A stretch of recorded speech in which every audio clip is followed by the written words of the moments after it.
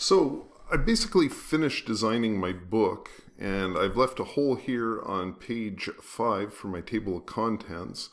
And what I've done is I've gone and I've set up as a paragraph style my chapter title or my chapter headings and my headings. So I've gone through and I've done the whole book, take my word for it.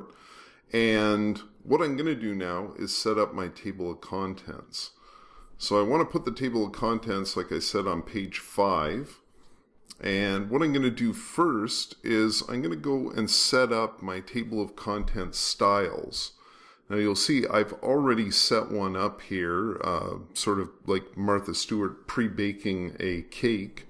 And I'm going to create a new one, and I'm going to call it new TOC, table of contents, sign of the 4.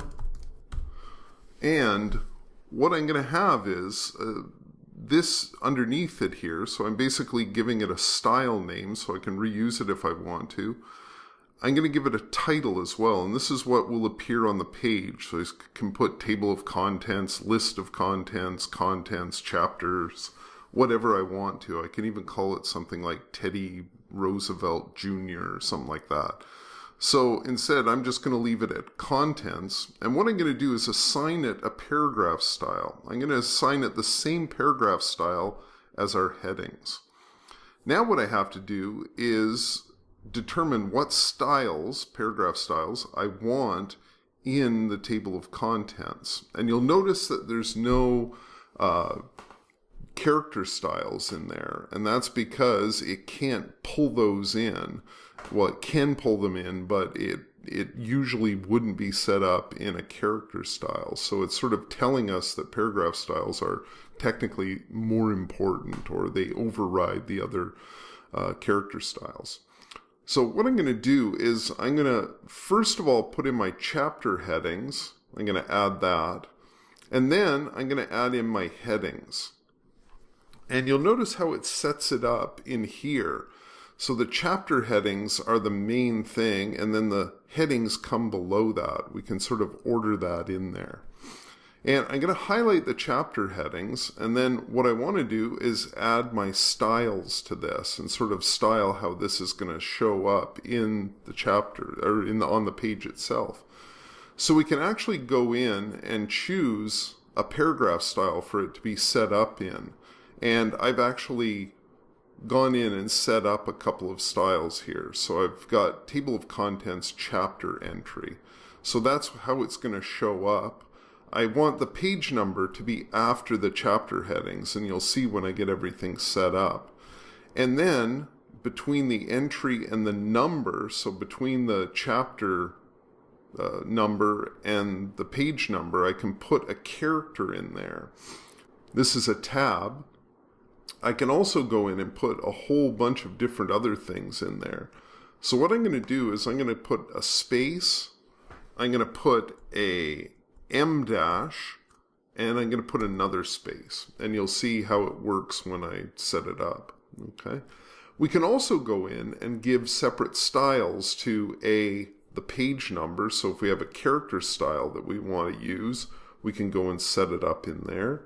And also, if we have extra text or something like a dash in between, we can go in and set up an extra style for that. And you'll notice that it's a character style because it's a smaller part of the paragraph style. Okay? We don't want to sort it in alpha order. And also, we can determine the levels. So this is, the chapter heading is the first level of our table of contents.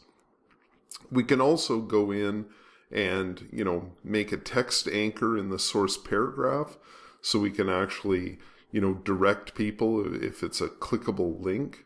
Okay. Now the next one I'm going to do is I'm going to set up my headings, and I'm going to determine my entry style here. So it's table of contents chapter title, and I don't want any page number after the entry here because it's going to be the same as the heading above it. And I don't want anything between the entry and the number itself. Okay. So I can actually go in here, and put no page number, and you'll see these are all grayed out from here. Again, we don't want it to sort it in alpha order, and it's the second level.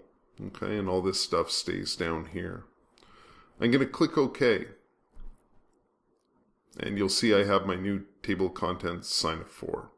So if I click OK, you'll see I don't have a loaded cursor here. And that's because when I went into my layout palette, I was simply setting up the styles. So now if I go to table of contents, I'm actually formatting the table of contents itself. So you'll see it's sort of set up exactly the same. So I'm going to click OK. And now I have my loaded cursor, or my loaded, cursor. And what it does is it sets up my table of contents the way I wanted it to, the way I set it up. And what I've done is I've added some things that will happen if I put tabs in. So I'm going to tab this over, and I'm going to tab this over. And what I did was I made everything align to the M dash. So if I go in here and add tabs in front of everything, you'll also notice in this case, Sherlock Holmes gives a demonstration. There's a soft return at the end of Sherlock Holmes. That's because I entered it like that in my chapter. So it basically just pulls whatever is there. Okay. So I'm just going to add all my tabs here, and that should be almost it. And again, I had the soft return there. So I can set up my page exactly how it was here. If I line everything up. I think this was 5p. There we go. So we're all set up and ready to go. And the only adjustments I would have to make is I would probably look at this and maybe set up these numerals as small caps. But other than that, we're ready to go.